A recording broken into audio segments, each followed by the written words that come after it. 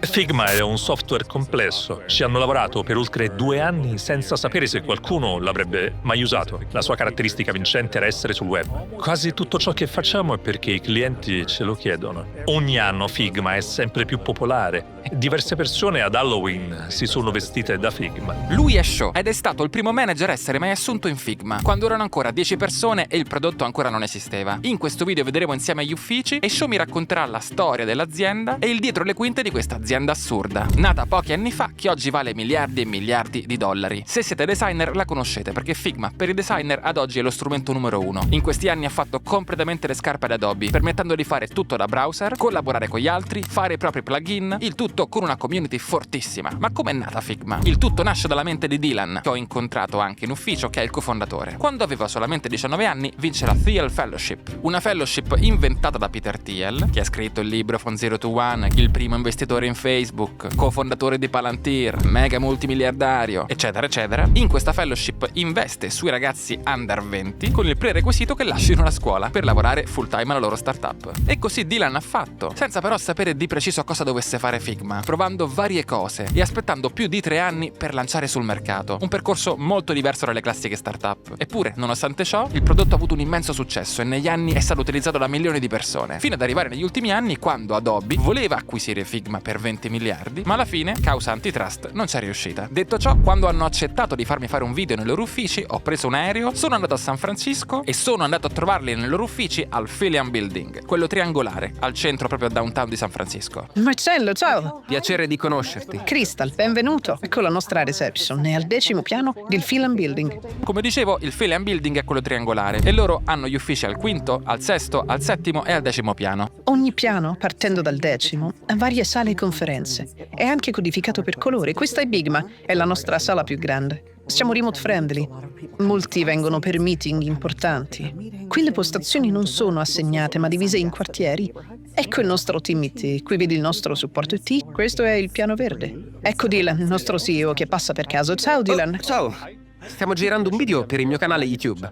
Dylan è sempre qui quando è in città. Questo è il quartiere dove lavoro se sono in città, di solito sono a Seattle. Questo è uno spazio per la formazione, uno dei miei team si occupa di training e sviluppo. Come vedi non c'è nessuno. Abbiamo grandi spazi dove la gente si riunisce per la formazione.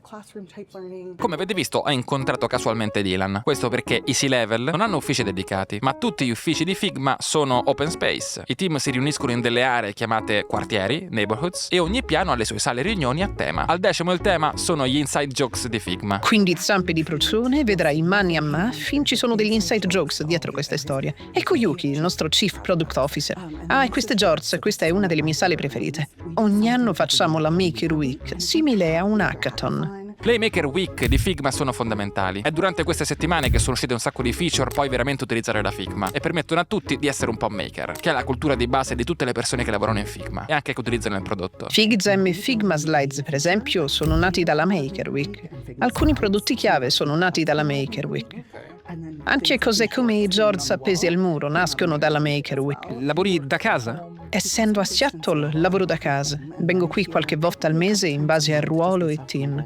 Il mio team è in 10 paesi e supporta i Figmates nel mondo. Insomma, questi uffici hanno tutti lo scopo di massimizzare la creatività. Gli spazi non sono assegnati, c'è verde ovunque, ci sono libri, ci sono spazi per ricrearsi e chi vuole andare in ufficio ci va, chi non vuole non ci va. È un modo per imparare insieme. Pensando alla creatività dei maker si tratta di imparare insieme. Dopodiché siamo andati al 7° piano. Ogni piano ha un layout simile e come hai notato l'edificio è triangolare. Sì.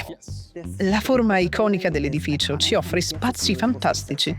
In questo piano serviamo il cibo. Serviamo colazione e pranzo ogni giorno da lunedì a venerdì. Oh wow. Sì. Ed è incluso. Oh sì. Wow, incredibile. Sì.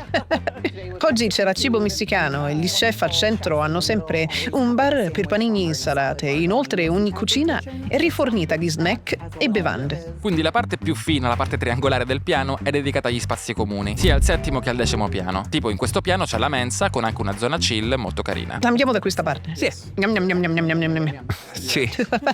Anche in questo piano ci sono uffici, librerie, sale riunioni, open space e questa volta le sale riunioni hanno i nomi di famosi designer. Questa sala è dedicata a Susan Susan Kerr, che creò le prime icone per Apple e le prime interfacce, incluse le carte del solitario. Sempre camminando abbiamo incontrato un po' di C-level, per cui mi sono chiesto come fosse la gerarchia dentro Figma. Abbiamo i leader C-level, ma li chiamiamo un leadership team. Non siamo molto gerarchici riguardo ai titoli, cerchiamo di mantenere un approccio piatto ai ruoli e a quello che facciamo, per evitare, sai, burocrazia o semplicemente gerarchia eccessiva. Al momento Figma conta 1700 persone, sparse in tutto il mondo. La capacità degli uffici di San Francisco è di 500 persone. Ma come dicevo, di solito non entrano tutti. Molti lavorano da casa o in altri uffici. Noi siamo globali, con uffici a Singapore, Giappone, Londra, Parigi, Berlino e New York e San Francisco.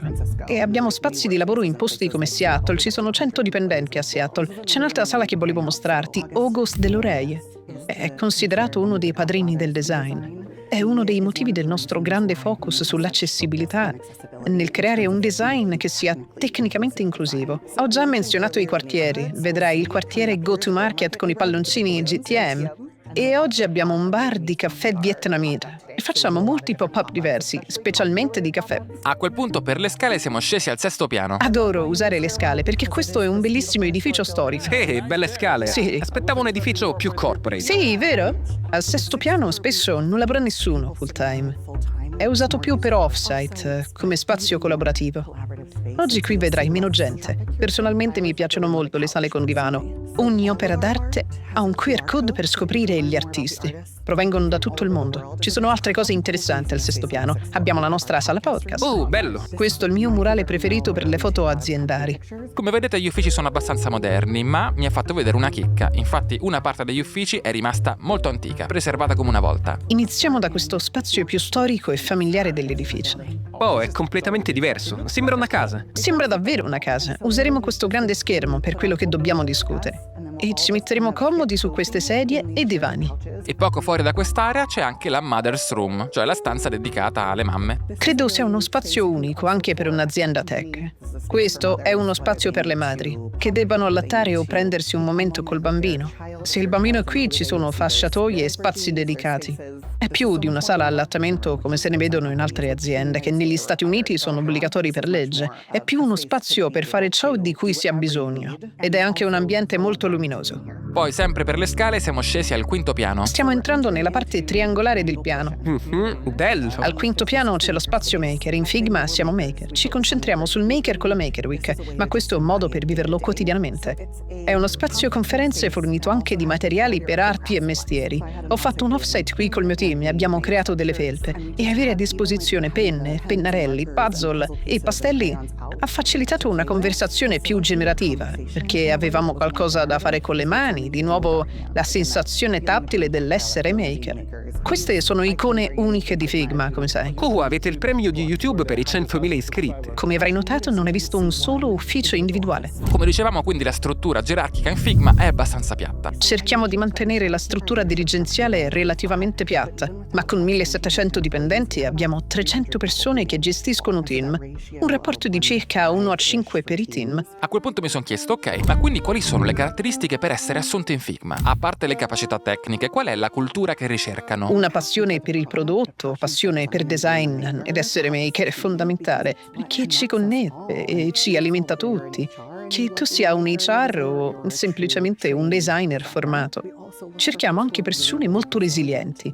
Siamo un'azienda in rapida crescita, dove la quotidianità non è mai uguale.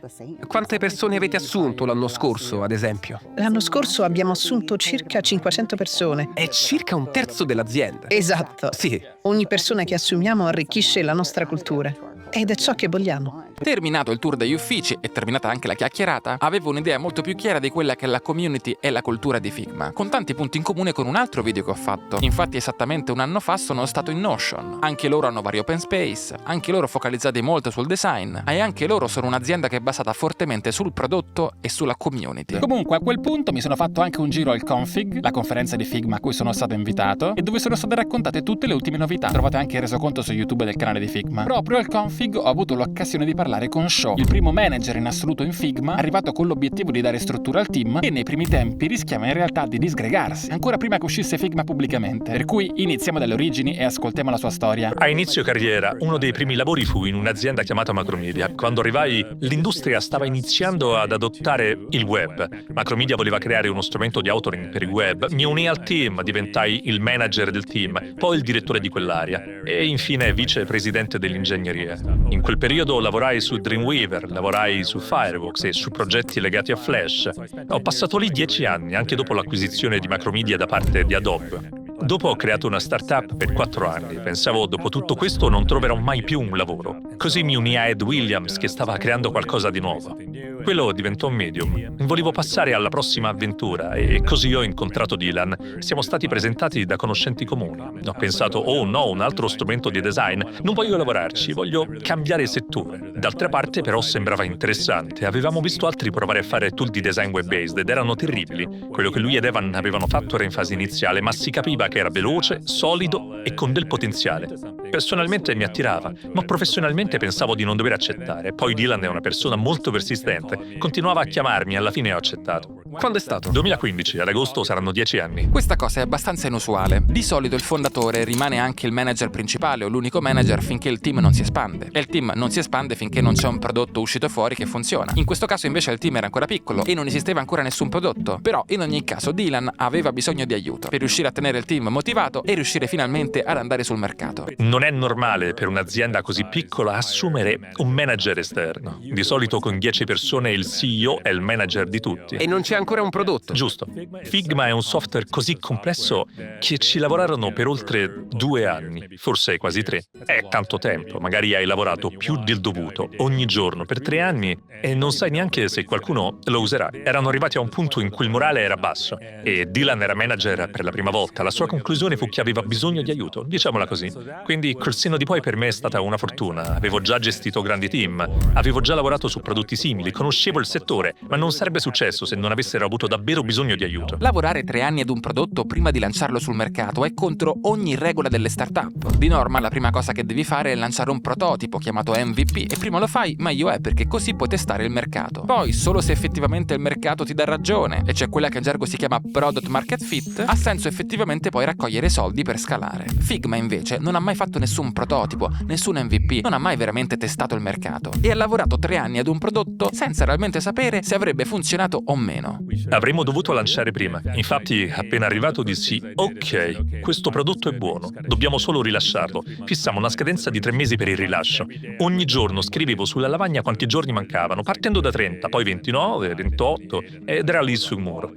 Ma anche così, quello che cerchi di fare è far sì che le persone usino il tuo strumento invece di un altro con più funzioni. Sembra sempre che manchi qualcosa. Insomma, aspettare così tanto è rischioso, perché se non c'è mercato hai buttato 3 anni di lavoro. Nel loro caso però il mercato c'era e Figma è stata accolta benissimo. E questo quindi gli ha dato un grande vantaggio rispetto alla competizione, perché al tempo erano l'unico strumento di design a girare sul web, senza il bisogno di essere scaricato. La caratteristica vincente era semplicemente essere sul web. Il web è importante per il design perché fondamentalmente il design è comunicazione tra persone.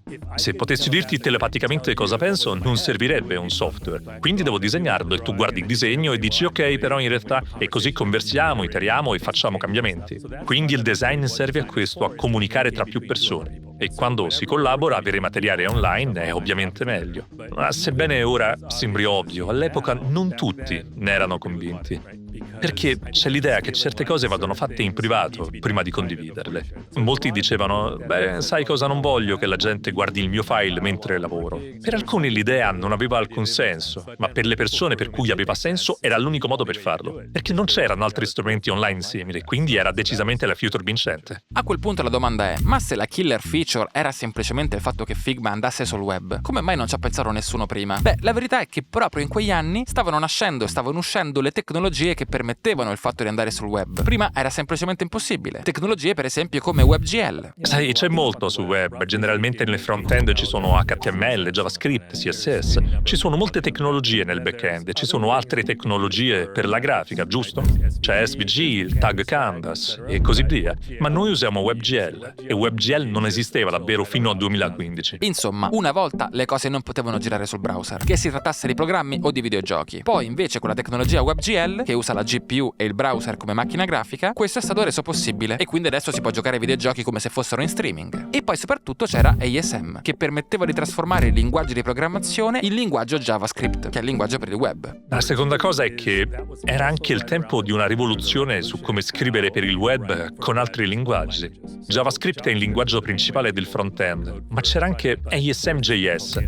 ASM.js è fondamentalmente folle. Scrivi un programma in C++ e poi lo compili. Compilando un programma C++, di norma diventa assembly language. Loro avevano un compilatore che traduceva da C++ a quello, per poi convertirlo in istruzioni JavaScript. Sembra pazzesco, come se non potesse funzionare, ma ha funzionato. Siamo riusciti a prendere il codice C++ usato per Figma, convertirlo in JavaScript e farlo girare sul browser. Entrambe le tecnologie erano nuove all'epoca. Bene, adesso parliamo del lancio. Cosa è successo una volta che Figma è andata finalmente sul mercato? Quando sono arrivato c'era un'alfa molto limitata per pochi. Poi dissi, ehi, tra 3 mesi lanciamo. Quella fu la prima beta privata. Era una beta solo su invito che abbiamo lanciato. Aprimmo la pagina web con la lista di iscrizione e la gente iniziò ad arrivare. Avevate già una community o... All'epoca la gente era interessata principalmente a 2 cose. Primo, le startup in generale. Secondo, gli strumenti di design. Il 2015 era l'era d'oro delle startup. La gente ne era entusiasta, erano curiosi. Ed era prima che Tech Bros rovinassero San Francisco. Comunque la gente era entusiasta delle startup in generale. E in particolare degli strumenti di design. C'erano molte piccole aziende che creavano tool interessanti. Quindi tutti volevano provare ogni novità. Tutti si iscrivevano con interesse. E tra chi lo usava, ovviamente, ad alcuni piaceva e ad altri no. Quante persone si iscrissero alla beta? Non ho i numeri esatti, ma molte più persone di quanto potessimo gestire. Le giovani aziende faticano a trovare un pubblico iniziale. Noi non avevamo quel problema, avevamo abbastanza interessati per avere una lunga lista d'attesa. Quindi la domanda era come gestire quella lista e come creare slancio partendo da lì. Con Figma sapevamo che i designer si fidavano solo di altri designer. Ok. E alcuni designer erano più influenti di altri. Quello che facevamo era cercare persone ben collegate per raggiungerle. Molte conversazioni sul design avvenivano su Twitter, è facile capire chi ha più follower. Quando avete capito di avere il product market fit, tipo ok, questo funziona. Credo che la storia tipica sia la startup inizia, poi c'è un picco iniziale, un calo, e poi tutto resta piatto. E poi stai quasi finendo i soldi e capisci qualcosa e la crescita riparte. Questa è la storia normale, ma non fu la nostra storia. La nostra è un picco iniziale seguito da una curva esponenziale perfetta. È stato molto fluido, il che è raro. Ricordo che al lancio in beta privata il prodotto era gratuito. Un anno dopo eravamo in beta pubblica. Chiunque poteva iscriversi, ma era ancora gratis. E un anno dopo iniziamo a far pagare. Sì, 2017, giusto? Esatto. E tra la beta pubblica e il pagamento ricevevamo lamentele. Microsoft credo sia una di quelle che si lamentò. Dissero, ehi, dovete iniziare a farci pagare. E noi, perché volete pagare? Siamo preoccupati che non siate un vero business se non fate pagare. Se non lo siete non possiamo usarvi perché potreste chiudere. E poi noi che facciamo? Fu un grande segnale che ciò che avevamo era prezioso. Stavano dicendo, per favore, fateci pagare. Lasciateci pagare. Hai parlato di una curva esponenziale, ma non c'è mai stato un momento di blocco? La nostra storia non è tipica, non c'è mai stato quel momento di crisi. Ci sono state crisi minuscole, ma sempre piccole. È un bene per lo stress, male ovviamente per le storie, ma buono per la vita. È vero. Renderà il tuo video noioso, ma la mia vita lo è stata meno. Ogni anno Figma diventava sempre più popolare e un anno ci è sembrato di avere davvero superato l'ostacolo. È stato l'anno in cui a Halloween la gente si è vestita da Figma. Oh wow. Erano vestiti da cursore con un nome multiplayer. Tutti nel loro team avevano un cursore multiplayer diverso. Sono fortunato a lavorare su qualcosa in cui la gente si identifica. Nel mondo del design la gente si identifica con i propri strumenti più che altrove. Un musicista forse si identifica con il suo strumento musicale. Un designer si identifica con lo strumento che usa. Forse un fotografo si identifica con la sua fotocamera, ma un contabile non si considera una persona Excel. È solo uno strumento che usi. Forse lo fai. Conosco forse persone che lo so. fanno. Non lo so. Sì. Insomma, quello che sta dicendo è che la community è potentissima, perché le persone, i designer, si identificano nel loro strumento di lavoro, cioè Figma. E questo, come in altre aziende, per esempio Notion che abbiamo visto, è fondamentale. Questo genere di aziende sono guidate contemporaneamente sia dal prodotto, che deve essere sempre top notch, il meglio del meglio, ma anche dalla community, che attivamente migliora il prodotto, lo consiglia ai propri amici e praticamente quindi ha un ruolo nella crescita dell'azienda. Un'altra chiave del successo di Figma è stata anche cavalcare un trend importantissimo, cioè quello dello UI UX design. Una volta il designer era più tipo un graphic designer, più assimilabile ad un grafico. Oggi invece il concetto di design è molto più ampio e una figura che è esplosa negli ultimi 10 anni è lo UX designer. Riguardo al trend UI UX è stata una scelta decisamente intenzionale. Dylan ed Evan hanno fondato l'azienda anni prima del mio arrivo. In quei primi giorni esploravano idee diverse e se facessimo manipolazione di immagini, stavano testando qualcosa sui social, creare immagini condivisibili come meme. Si sono concentrati su UI UX perché volevano trovare qualcosa con un valore reale per cui la gente fosse disposta a pagare. Era il periodo in cui i team di design si spostavano dalle agenzie alle aziende e avere il team di design interno diventava sempre più centrale per il business. C'era molto valore lì e abbiamo puntato a quello. Bene, adesso però vediamo qual è stato il ruolo di Shaw all'interno di Figma e soprattutto come si è evoluto il suo ruolo negli anni. All'inizio era la gestione generale di ogni cosa, dalla gestione delle persone ai check-in per vedere come stessero tutti. Quante persone? Tipo 10? Sì, circa 10 persone. Assicurarsi che stessero bene, occuparsi delle assunzioni. Molto era legato al prodotto, data la mia storia in Adobe e Macromedia. Ero nel settore di tool di design da sempre, anche compiti davvero noiosi. Discutevamo su chi puliva dopo pranzo, quindi spesso pulivo io. Quando arrivava la bolletta di Gmail e Google Docs, tiravo fuori la mia carta di credito, questo all'inizio. Poi si unì presto Chris Rasmussen, ora nostro CTO. È fantastico, conosce back-end e front-end, conosce anche il 3D. Una volta arrivato ha preso in mano la gestione dell'ingegneria, o anche come rendere il back-end scalabile, cose di cui non mi preoccupavo. E io potevo concentrarmi su cose come cosa succede se tieni premuto opzione e muovi un oggetto a destra. Con la crescita il mio ruolo è diventato supervisionare parti più grandi del prodotto, molto diverso dall'essere pratico, gestendo persone che gestiscono altre persone. Ok, quindi Shaw tra le varie cose guida anche la visione del prodotto, cioè decide insieme agli altri quali sono le feature più importanti da implementare. Alla fine Dylan continua a essere super coinvolto nel prodotto, anch'io continuo a essere super coinvolto. Tutti abbiamo le nostre opzioni, anche Chris è coinvolto e ovviamente i manager delle varie aree. E alla fine, se qualcosa non ha senso, abbiamo tutti una personalità per cui non lasciamo perdere. Se stiamo facendo questo e quest'altro, non ha senso farlo in un certo modo, perché lo facciamo così? E non riguarda le piccole cose, tipo questo bottone dovrebbe stare qui, anche se a volte succede. Riguarda le cose più critiche per il business. In un prodotto come Figma, i dettagli contano. E certe feature hanno impatti sistemici. Ad esempio, cambiare i componenti modifica il lavoro dei team di design system in tutto il mondo. Influenza prodotti come DevMod, Slides, FigJam e Sites. C'è un grande effetto a catena per certi nostri cambiamenti. Molte cose che in un prodotto normale non sarebbero decisioni business critical, a volte da noi possono avere un grande impatto. Questa parte è importantissima, perché essendo Figma così legato alla community e legato al proprio prodotto, ogni scelta di prodotto è anche una scelta di business, per cui alcune cose che possono sembrare venali, tipo piccole features o come sono fatti i bottoni, sono vere e proprie scelte strategiche di business. Una decisione di prodotto è una decisione di business. È tutto collegato, quindi è critico. Come dicevo, quel giorno ero al Config, dove sono state presentate un sacco di cose, per cui ho chiesto a Shaw quale fosse la roadmap per Figma e nel futuro cosa volessero diventare. Quasi tutto ciò che facciamo non deriva da un nostro piano principale, ma lo facciamo perché i nostri clienti ce lo chiedono. Non significa che faremo la future esattamente come la chiedono. Il motivo per cui abbiamo fatto FigJam è che la gente usava Figma per riunire e coordinare i team.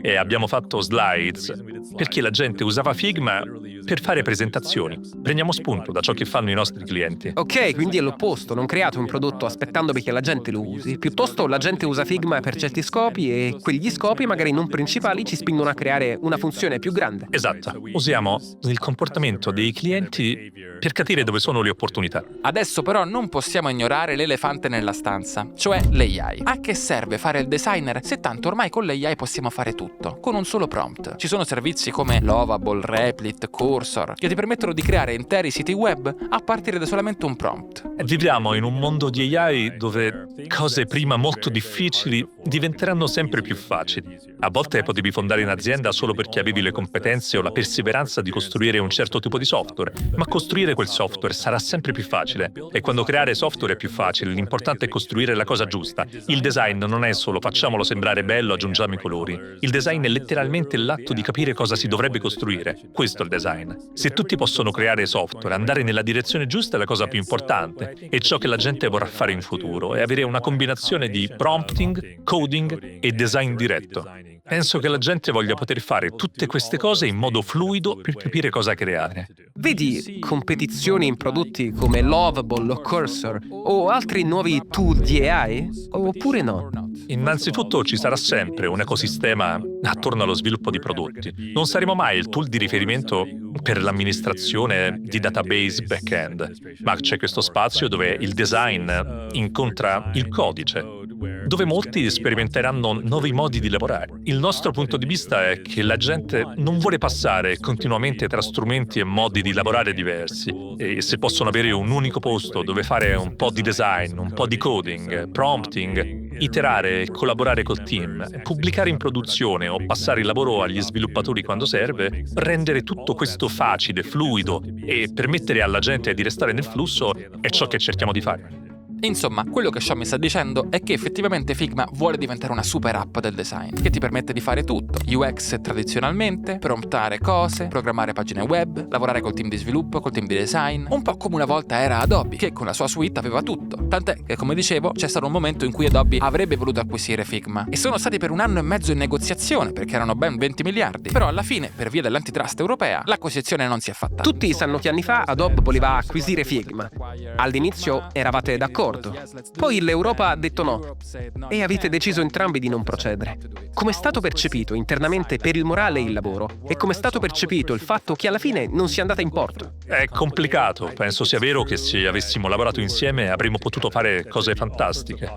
Forse ne sarebbe uscito qualcosa di notevole. Internamente lo vedevamo tutti e sembrava entusiasmante, ma c'è anche la sensazione di avere una nostra identità aziendale e unendosi a qualcosa di più grande la si perde, naturalmente. Quindi c'è sempre questo aspetto di incognita. Come sarà dopo? Perderemo la nostra identità?